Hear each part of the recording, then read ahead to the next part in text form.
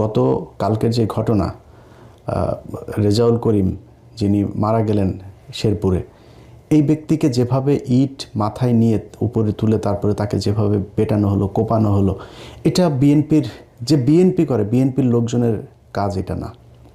BNP জীবনও এত হিংস্র হইতে পারে। নিজের চোখের সামনে দেখা হরতাল তো দেখে এসছে। বিএনপির লোকজন গিয়ে বাসের থেকে আগে মানুষ নামায়, তারপরে মানে ওদের পেছনে যে কোনো সময় পুলিশ আসতে পারে, আওয়ামী লীগের লোকজন আসতে পারে, কিন্তু বাসের থেকে আগে যাত্রীগুলো নামায় তারপরে বাসে আগুন দিয়েছে। এটা বিএনপির আগুন দেয়া। আর আওয়ামী লীগের আগুন দেওয়া কোনটা?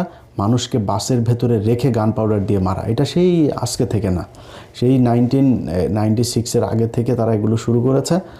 এখনও তারা এগুলো সারা জীবন তারা এগুলোই করবে।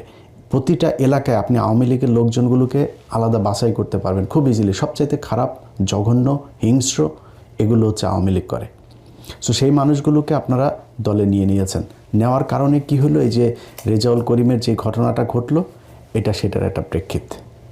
আমি এটার বাইরে কোনো কিছু মনে করি না।